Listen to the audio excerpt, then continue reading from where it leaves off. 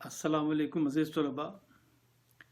آج کافی عرصے بعد آپ سے مخاطب ہوں. وجہ اس کی کچھ تو میری طبیعت کی ناسازی اور کچھ تکنیکی وجوہات تھیں. بہرحال پڑھائی کا سلسلہ پھر شروع کرتے ہیں. آج ہم 12ویں کلاس کا سبق نمبر 14 کلاس 12 کا سبق نمبر 14 جس کا عنوان ہے ایوب عباسی، اور اس کو لکھا ہے رشید احمد صدیقی صاحب نے. آج ہم اس سبق کو پڑھیں گے. تو چلیں اسکرین پہ چلتے ہیں تاکہ اسکرین پہ جا کے میں آپ کو یہ پورا سبق پڑھا بھی سکوں، اور اس کی آج ہم مشق بھی مکمل کریں گے. تو چلتے ہیں اسکرین کی جانب.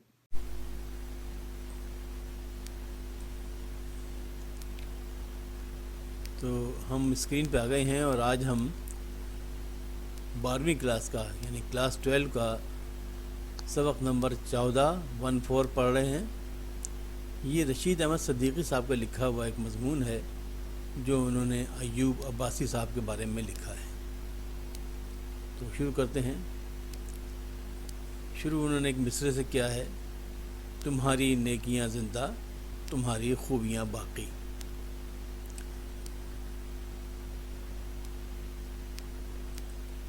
محمد ایوب عباسی مرحوم کے بارے میں کیا کہوں اور کہاں سے شروع کروں؟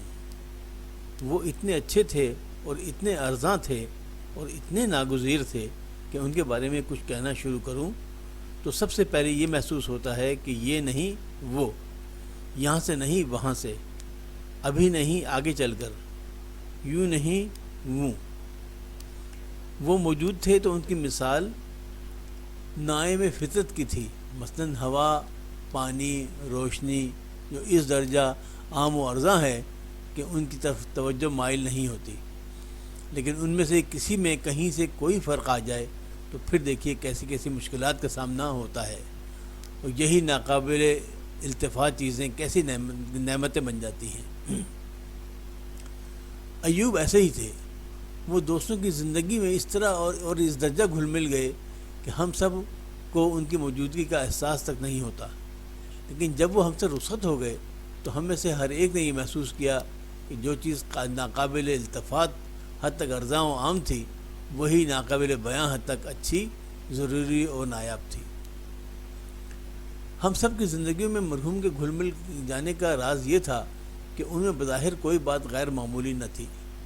وہ غیر معمولی قابلیت کے آدمی نہ تھے، دولت مند نہ تھے، کچھ بہت ذہین بھی نہ تھے، نہ انہیں توڑ جوڑ آتا تھا، نہ خوش پوشاک، نہ خوش گفتار، نہ خوش باش، نہ رنگین اور آنا. وہ معمولی آدمیوں سے بھی زیادہ معمولی تھے. پھر بھی وہ ایسے تھے کہ اب ہم میں ویسا کوئی اور نہ اب ڈھونڈے سے بھی کوئی ایسا نہ ملے گا. وہ ایسے تھے کہ اب ہم میں سے ویسا کوئی اور نہ اب ڈھونڈے سے بھی کوئی ایسا ملے نہیں، بالکل جیسا اب کوئی نہیں ہے. سیاہ فام، چیچک روح، پست قد، نحیف الجثہ، پہلے کوئی دیکھے تو منہ پھیر لے، برت لے تو غلام بن جائے. میں بتا نہیں سکتا کہ ایوب کی خوبیوں نے ان کی بدحیتی کو کس درجہ دل آویز بنا دیا تھا. میری ہی نہیں، میرے عزیزوں اور دوستوں کی بھی ان سے بڑی پرانی ملاقات چلی آتی تھی، اور میں نہیں بتا سکتا کہ ہم سب زندگی میں ہم سب کی زندگی میں ایوب کس قدر دخیل تھے، اور ان کی موت نے ہم سب کو کیسا بے قرار و مایوس اور کس درجہ بے دست و پا کر دیا. سب جانتے ہیں کہ ان کی جدائی کا جو علم مجھے ہے اس سے کم دوسروں کو نہیں ہے. خدائی بہتر جانتا ہے اس پیکر حقیر میں دلسوزی اور خود سپاری کا کیسا بے کراں و بیش قیمت خزانہ ودیعت تھا. مجھ پر، میرے بچوں پر، میرے دوستوں پر، میرے خاندان پر جان چھڑکتے تھے. خوشی کی بات ہو تو ایوب صاحب سب سے پہلے موجود اور سب سے زیادہ خوش. رنج و تردد کا موقع ہو تو سب سے پہلے حاضر. بھاگے پھر رہے ہیں، کسی کو خاطر میں نہیں لاتے یا ہر شخص کو خوشامد کر رہے ہیں. خوشی میں ہر طرح کے جملے سر کر رہے ہیں اور اپنی مسرت کا طرح سے اظہار کر رہے ہیں. رنج و مایوسی کا موقع ہو تو ایک حرف زبان پر نہیں، نہ تسکین کا نہ تقویت کا. چپ چاپ بیٹھے سراپا کا جائزہ لے رہے ہیں یا محبت و ہمدردی سے بے اختیار ہو کر منہ تک رہے ہیں. ذرا بھی احتمال ہوا کہ کسی کا آنا یا کسی معاملے میں میرا دخل میرے لیے تکلیف دہ ہوگا تو اسے پہلے ہی سے بھانپ کر کسی نہ کسی طرح اس کا سد باب کر دینا، اور اس طرح کرنا کہ مجھے کان و کان خبر نہ ہو۔ میرا میرے دوستوں کا یہ حال تھا کہ ہاتھ پاؤں ہلانا نہ ہو اور ایوب صاحب کام کر دے۔ بہت سی باتیں ایسی ہوتی تھیں جن کی تمام ذمہ داری ہم ہی پر ہوتی، لیکن اس سے بذات خود عہدہ برا ہونے کے بجائے یا اس میں خاطر خواہ کامیابی نہ ہو تو ہم سب ایوب صاحب ہی پر بگڑتے تھے اور بہانے نکال کر انہیں سخت سست کہتے تھے۔ ایوب صاحب معمولی ملگی شیروانی پہنے، ٹوٹا پھوٹا جوتا، میلا سا مفلر گلے میں لپیٹے جلدی چلے آ رہے ہیں۔ ہائے ان کا وہ چھوٹا سا قد، مشکل سے 5 فٹ، مشغول و منہمک، مفلر جلدی کھولتے لپیٹتے، راستے میں ہر ایک سے کچھ کہتے سنتے گرتے پڑتے چلے آ رہے ہیں۔ ایوب صاحب کا گھر 12 مہینے 3rd کلاس کا مصرف خانہ بنا رہتا تھا۔ ہر طرح کے لوگ ٹھہرے ہوئے ہیں، بالخصوص اعزاء اور دوستوں کے لڑکے۔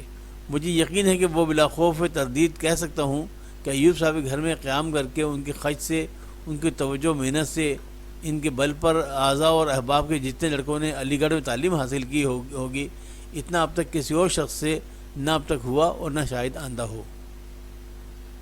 ان کے گھر میں طالب علموں کا وہ ہجوم کے اندر جا کر دم گھٹنے لگتا تھا۔ ہر شخص کو کھلانا پلانا، سامان دینا، ان کی ضرورتوں کو نظر میں رکھنا اور ان کی فکر کرنا، اس کے بعد آفس کا کام، دوستوں کا کام، غرض شخص کی مشغولیتیں دیکھ کر ہم سب تعجب کیا کرتے تھے کہ یہ شخص زندہ کیسے ہے اور اس کے حواس کیوں کر بجا ہیں۔ دوستوں میں کوئی بیمار پڑا اور یہ آ موجود ہوئے۔ رات دن کا مسلسل قیام، پاؤں دبا رہے ہیں، سر میں تیل ڈال رہے ہیں، دوا لا رہے ہیں، کھانا تیار کر رہے ہیں۔ بیماری میں آدمی چڑچڑا ہو جاتا ہے، چنانچہ اس کی ہر قسم کی زیادتیں بھی سہ رہے ہیں۔ بیمار اچھا ہوا تو شکریہ میں بھی سخت سست ہی کلمات کہے۔ ایوب صاحب کی سیرت و شخصیت کا عجیب و نادر پہلو یہ تھا کہ بڑے سے بڑا آدمی ہو یا چھوٹے سے چھوٹا، ان سے عزت آمیز محبت کرتا تھا۔ ترس کھا کر یا مجبور ہو کر نہیں، بلکہ ان سے محبت کرنے میں اسے لطف آتا تھا۔ ایوب سے محبت کر کے جیسے دل کو تسکین ہو جاتی تھی، ایک طرح کی پر افتخار اور اطمینان بخش تسکین، جیسے یہ احساس کہ ہم میں بھلائی کرنے یا بلند ہونے کا جذبہ یا استعداد ہے۔ ایوب سے محبت نہ کیجیے یا ان کی عزت نہ کیجیے تو یہ محسوس ہوتا کہ ہمیں شریفانہ جذبات یا احساس ذمہ داری کی کمی ہے۔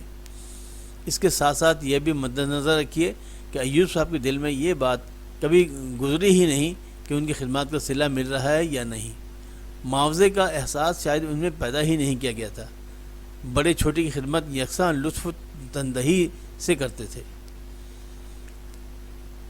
پرووسٹ کے دفتر میں سب سے اہم عہدہ پر ہونے کے سبب ان کا سابقہ اساتذہ، بیرا، باورچی، نائی، چپراسی، بھنگی، بہشتی سبھی سے براہ راست پڑتا تھا۔ طلباء کو خوش اور مطمئن رکھنا معمولی بات نہیں ہے۔ ان کا ایوب صاحب سے طرح سے سابقہ پڑتا تھا۔ وہ ہر طالب علم کے خاندانی حالات اور معاملات سے واقف رہتے تھے اور اسی اعتبار سے ان سے سلوک کرتے تھے۔ اس لیے ہر طالب علم ان کو اپنے گھر کے بزرگ اور خیر اندیش کی حیثیت سے دیکھتا تھا۔ یونیورسٹی میں اسٹرائک ہے، لڑکے ہیں کہ بے قابو ہو جاتے ہیں، لیکن ایوب صاحب کا جادو برابر کام کر رہا ہے۔ ایسے زمانے میں ان کا طرز عمل لڑکوں سے وہی ہوتا جو میدان جنگ میں صلیب احمر کا ہوتا ہے۔ ایوب صاحب یونیورسٹی کے معاملات یا الجھنوں سے ہمیشہ علیحدہ رہتے اور حتی المقدور اپنے دوستوں کو بھی علیحدہ رکھنا چاہتے تھے۔ اس قسم کے مسائل پر انہوں نے مجھ سے گفتگو نہ کی۔ کبھی فرصت ہوتی اور یقین ہوا کہ میں گھبراؤں گا نہیں تو وہ اپنے خاندانی قضیوں کا تذکرہ چھیڑتے اور جو کچھ دل میں ہوتا بیان کر دیتے۔ میں ان کی الجھنوں کو ہمدردی اور توجہ سے سنتا تو ایسا محسوس کرتے جیسے ان کا جی ہلکا اور ان کے دکھ درد کا مداوع ہو گیا۔ وہ اپنے رشتہ داروں سے کچھ بہت زیادہ راضی نہ تھے۔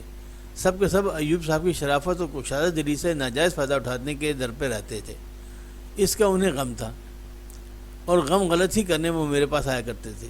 ایک دن بہت اداس تھے، آئے تو میں نے بڑی کوشش کی کہ کس طرح ان کو جی بہل جائے۔ معلوم نہیں کیا ہوا کہ وہ یک بیک آپ دیدہ ہو گئے۔ میں نے پوچھا تو بڑے تأمل کے بعد واقعہ سنایا، وہی عزیزوں کی ونایت اور شقاوت کا۔ میں نے کہا ایوب صاحب بد دل نہ ہوں، آپ کا کوئی قصور نہیں، قصور ہے تو صرف اتنا کہ آپ خوشحال اور نیک نام کیوں ہیں۔ ہمارے آپ کے اعزاء کے دلوں سے نیکی اور فیاضی اٹھا لی گئی ہے. اغیار کو تو یہ مسرور و بافراغت دے کر خوش ہوں گے اور فخر کریں گے، لیکن اپنوں کو کھاتا پیتا یا ہنستا بولتا دیکھ کر غم و غصے کے انگاروں پر لوٹنے لگیں گے. یہ اپنے نکمے پن و بےغیرتی کو اپنی بہت بڑی خوبی اور اپنا حربہ سمجھتے ہیں. یہ اپنے کھاتے کماتے عزیز کو غاصب سمجھتے ہیں اور سمجھتے ہیں کہ آپ نے ان نعمتوں پر قبضہ مخالفانہ کر رکھا ہے جو بسوز دیگر ان کے قبضے میں آتی. وہ کبھی نہ دیکھیں گے کہ وہ خود کتنے ناکارہ اور بے اطمینان ہیں، اور جو فراغت ناموری اور نیکنامی سے رہ رہا ہے اس نے کتنی محنت کی ہے اور اذیت اٹھائی ہے. مرحوم اپنے جن بزرگوں یا دوستوں کو عزیز رکھتے تھے انہیں میرے ہاں ضرور لاتے اور مجھ سے ملا کر بہت خوش ہوتے. پھر بڑا اصرار کرتے کہ میں ان سے ان کے گھر یا جائے قیام پر جا کر مل آؤں.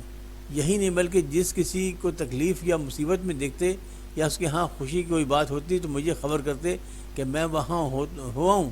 میں ایسا کر دیتا تو ان پر مسرت و شکر گزاری کا عجیب عالم طاری ہوتا. ظاہر ہے اس سے ان کا مقصد یہ تھا کہ میری اس بھل منصاہٹ یعنی بھلے مانس جو ہوتا ہے نا اس کو انہوں نے نئی ترکیب دی ہے. میری اس بھل منصاہٹ کی لوگ قدر کریں. لیکن یہ بات یہیں نہیں ختم ہو جاتی. واقعہ یہ ہے کہ جس شخص یا بات سے انہیں تقویت مسرت پہنچی تھی اس میں وہ مجھے بھی شریک کر لینا چاہتے تھے. دوسرا یہ کہ میں نے ان کے انتخاب کو پسند کر لیا تو اس پر استناد کی مہر لگ گئی. تیسرا یہ کہ انہوں نے جس کو مجھے ملایا اس کے ساتھ بہت بڑا سلوک یہ کیا کہ مجھ جیسے بذوق خود معقول آدمی سے اسے متعارف کیا. بظاہر یہ باتیں دور از کار اور خود میرے برخود غلط ہونے پر دال ہیں، اور اپنے منہ سے اب ان کا تذکرہ کرنا میرے لیے بڑی بھدی بات ہے، لیکن میں مرحوم کی بعض تحت شعوری سے واقف ہوں. ان کا مقصد وہی تھا جو میں نے بیان کیا. اس سلسلے میں ایک لطیفہ سنیے. ایک دن بڑے اصرار سے کہنے لگے رشید صاحب پتلون پہنا کیجئے. میں نے کہا آخر کیوں؟ کہنے لگے حرج ہی کیا ہے؟ میں نے بڑی تعجب سے پوچھا آخر اس فرمائش کی تک کیا ہے؟ کہنے لگے کہ جی چاہنے میں تک کو کیا دخل. میرے ان کے ایک بے تکلف دوست بھی بیٹھے ہوئے تھے. انہوں نے رد و قضا سنی تو معاملے کی نوعیت دریافت کرنے لگے. میں نے بتایا تو اچھل پڑے. کہنے لگے رشید صاحب قیامت تک نہ پہنیے گا. اس نے ایک پتلون سلوائی ہے، اسے پہننا چاہتا ہے، آپ سے ڈرتا ہے. اس کی باتوں میں نہ آئیے گا، دیکھوں تو کس طرح پہنتا ہے. سردی کا روز اور دوستوں کا مجمع تھا. ہم سب ڈاکٹر عباد الرحمان خان کے ہاں بیٹھے تھے کہ ایوب مرحوم نے کہا سردی لگ رہی ہے. کسی نے توجہ نہ کی. تھوڑی دیر بعد لیکن کسی قدر بے قرار ہو کر کہا بڑی سردی ہے رشید صاحب، میں چلا. ڈاکٹر عباد نے کہا نہ ٹھکانے سے کھاتے ہو نہ شریف میں تو رہتے ہو، سردی کیوں نہ لگے. یہ کہہ کر اندر سے اپنا وزنی گرم کوٹ لائے اور مرحوم کو اچھی طرح اڑا دیا. چائے منگائی اور پلائی. اس کے بعد بھی مرحوم نے کہا رشید صاحب میں چلا. میں ان کے لہجے سے اور ان کی چہرے کی طرف دیکھ کر چونکا. ہم سب انہیں اوڑھا ڈھکا کر ان کے مکان پر پہنچائے. صبح سے اسے بخار نے زور پکڑا. لاکھ جتن کیے گئے لیکن کمزوری بڑھتی گئی. دوستوں کی تشویش بڑھی، مایوسی بڑھی اور مرض الموت بڑھا. 2-3 ہفتے کے اندر سب کچھ ہو گیا. کسی کی سمجھ میں نہ آیا کہ مرض کیا ہے. سب نے یہی فیصلہ کیا کہ وقت آ پہنچا. شام میں قریب نظر کے عالم میں تھے. مکان کے باہر یونیورسٹی کے طلباء اور عمائدین کا مجمع تھا، لیکن ان سے قریب اور انہی میں ملا ہوا ایک اور ہجوم تھا. بھنگی، بہشتی، چپراسی، نائی، دھوبی، بیرے، باورچی، خانسامہ، خوانچے والے اور ان میں سے بہتوں کے بیوی بچے خاموش مایوس سر جھکائے. اور یہ وہ ہجوم تھا جو کسی مرنے والے کے دروازے پر جبکہ وہ اس جہان سے گزرنے والا ہو میں نے گزشتہ 25 سال میں نہیں دیکھا تھا. مرحوم کو سپرد خاک کیا گیا. مولانا ابوبکر صاحب نے قبر کے سرانے کھڑے ہو کر فرمایا بھائیو ایوب اپنے پیدا کرنے والے کے ہاں پہنچ گئے. اگر تم میں سے کسی کو کوئی تکلیف پہنچی ہو تو معاف کر دینا.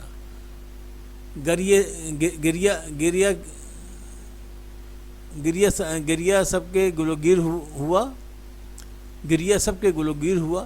کسی نے روکا اور کسی نے نہ روکا. ایک غم نصیب کے قلب کی گہرائیوں میں سے ایک اور دردناک صدا بلند ہوئی. کیا یہاں کوئی ایسا بھی موجود ہے جس پر ایوب کی خدمات کا صلہ واجب الادا نہ ہو؟ اس آواز کو سنا کسی نے نہیں، محسوس سب نے کیا. گنجہائے گرامایا یہ کتاب ہے، اس میں سے ایک مضمون تھا. تو اب ہم اس کے بعد اس کی مشق کریں گے۔ تو جناب اب آج ہم 12ویں کلاس کا سبق نمبر 14 اس کی مشق کر رہے ہیں، اور اس کا عنوان ہے ایوب عباسی۔ یہ مضمون تحریر کیا ہے رشید احمد صدیقی صاحب نے۔ تو چلتے ہیں سوالات میں۔ پہلا سوال ہے کہ سبق کے متن کو پیش نظر رکھتے ہوئے مندرجہ ذیل سوالوں کے مختصر جواب دیجیے۔ الف، ایوب عباسی کے سب کے ساتھ گھل مل جانے کا راز کیا تھا؟ تو جواب اس کا یہ ہے کہ ایوب عباسی کے سب کے ساتھ گھل مل جانے کا راز یہ تھا کہ ان میں کوئی غیر معمولی بات نہیں تھی، یعنی وہ انتہائی سادہ آدمی تھے۔ بے، ایوب عباسی کی خدمت شاعری کا انداز کیا تھا؟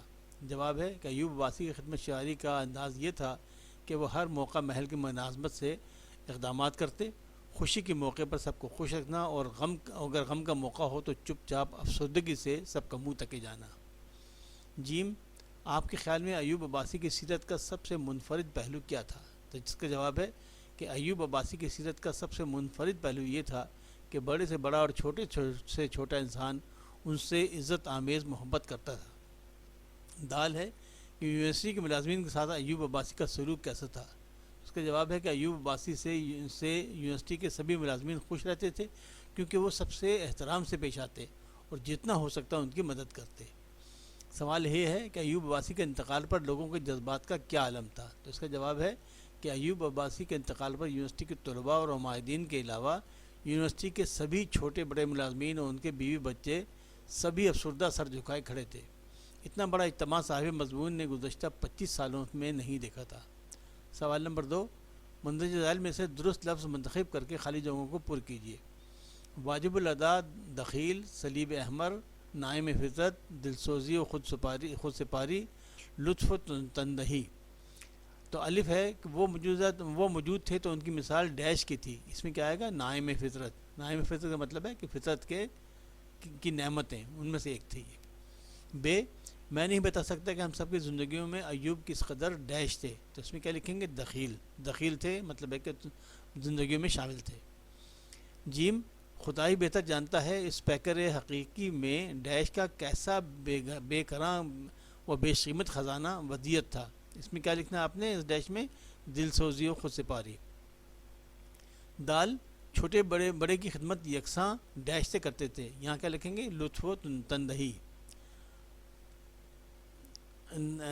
اس کا اگلا وہ ہے جز کہ ان کا طرز عمل لوگوں سے وہی ہوتا ہے جو میدان جنگ میں ڈیش کا ہوتا ہے۔ اس ڈیش میں کیا لکھیں گے آپ؟ صلیب احمر۔